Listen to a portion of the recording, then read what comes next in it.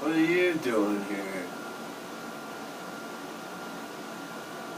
Hey.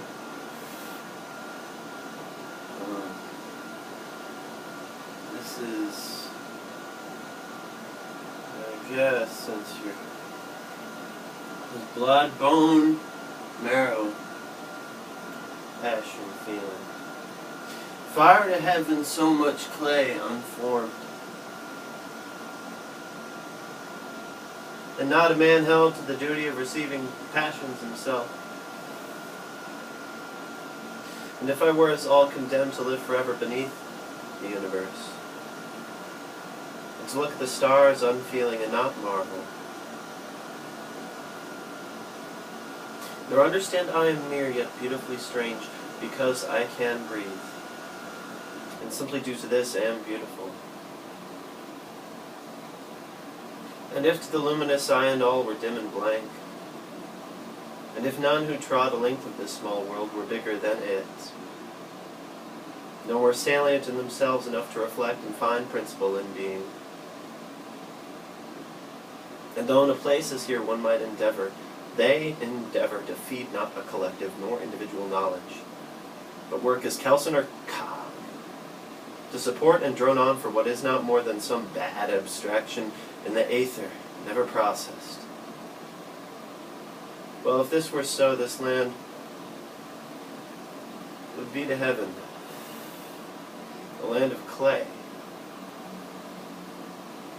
extant to feed that heaven only. And I and we, unformed, should want to form divine from it. From heaven, but not harnessed by all by me, although we work to, or perhaps we have by this point harnessed that divine, however nameless it might be, and it is unsupported once in the hands of the minds of I and all who are the recipients, after all, of whatever beyond chucks back to us, in hopes we use it to shape in our own way ourselves, rather than just for hands to get up from up in the ether somewheres, and to happily shape something else, happily, in a compliance akin to helplessness.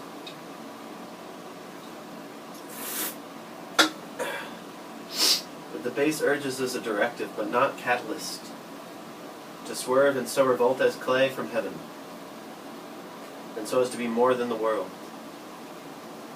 But if the rotten world were mine, and mine for me to paw forth on, and mine to direct towards sanctity, where my own understanding glides, then passions, as I would have had without realizing, instead of quickly wasted in addressing a beyond more furious, only to be chucked back to me as guerdon for the toils of all, would, if encountered by what is beyond, have their riddance from me, and all, anyway, and appearing different. And so then to the questioner whether me or other know such prize, that is once touched by heaven, though only touched. This my little clod of symbols might appear different, though it is the same clod, the same asked question. And in being the same clod would appear unchanged, though it has been to heaven and has been rejected by heaven. So that though it has seen well what I have not, this my dirt for all to examine is examined and thought of as nothing special.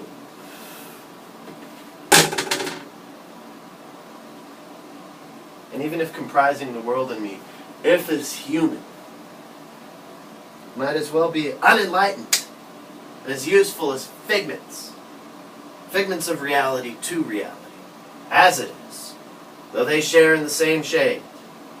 Though I am no shape for heaven, nor in a shape to receive a beyond, if a beyond of negatives and wreathed in ignorance and poor planning, and yet all these words are all for heaven. And all distill the tremors in my hands, each to each that know of man that he is not enough. But this should instead be for the dignity of broken men. Others, vile others, who live just to declaim to vile blackness, so they might hear an echo dumbly back to them,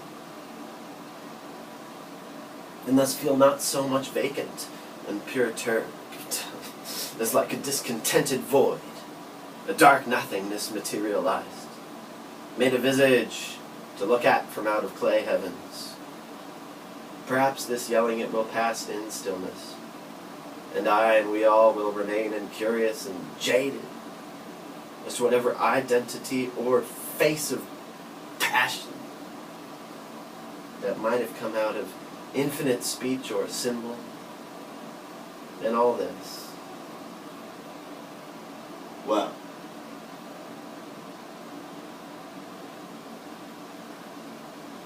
it is just to confer the dignity of being more than myself, oneself, to that which has a name in us. Yet like fools, we all and I wish to keep our faces, so that I and all men broken then might be fixed to some daft god of the world. But all of us, we will remain broken. Nonetheless will remain as the chaff, disjecta, of an honest void beyond heaven already. Much more dignified than words allow for, and by frank avowals made divine in me and all, and still sounding vague with stillness, but strong. So then I am the clay, we are the clay of an unreachable strength. And in recognition, though born jagged, I now am of a grace, both haunting and inconsiderate. For I am, we are, the echo. I am the dull echo for the void to face finally. And the void will with my voice make of me a clay, answering my answers to the answers, but not so limitless as I imagined, not so limitless as to shape questions forever out of fact. I and all men anyway only know the fact of our passions, and we out of a dignity get a grip and shoo them off. And so am I in being the yelling void, left a world of dull and frivolous answers, belched occasionally from nothing. Sometimes, however, serendipity occurs, and myself and we all waken from the moil, and afflatus for so long in turbulent slumber, turbulent though somehow for a moment we arrange with discretion a few base fits for the base work of passions to justify, with an identity fleeting as shade. But then tragically we are deserted, and with the dark masculine of an utterance the void returns, clutching the dignity of my name and the name of everybody. For we are all too devoted to fact, and not enough to the shape of symbols, ill-formed and fraught with unbelievable shade. And we all are of the shade of suffering out. A wealth of answers, suffering out. A meddling with some aching bareness and brokenness, as a bough rested by high winds.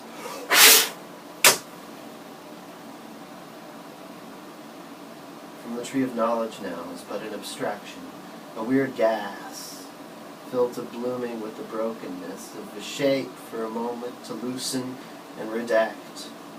And so the hour of dignity made manifest yet again shows all of man the heaven in themselves for a little, made manifest out of a nothingness of their own typified clay.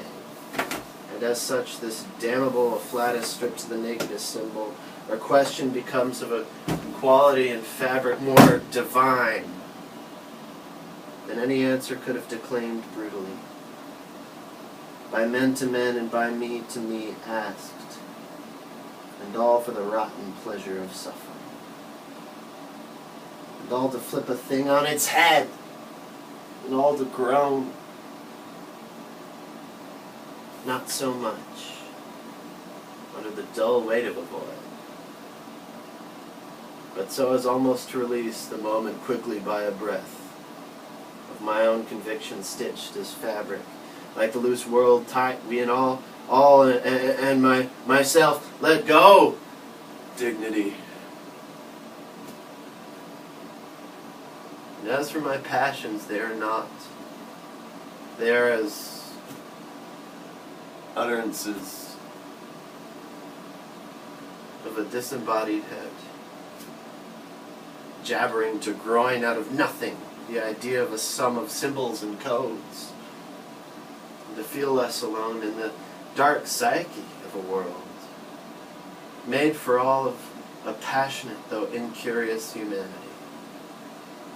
stitched out of a fabric stillness, breathing in and out, and made scrupulously just for me to shout for, so that all in all might chance answer the clay of ourselves, without a question, without a reason or source, so as to chafe the stillness of a loud and crude infinity, and leave me and all, of course, robbed of the fabric of odd life, and the beginnings of thought left without any ends of a thought, and this done by sapping the drama and strangeness of names.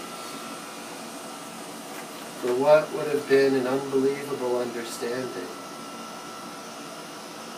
between earthly and divine things that live quietly,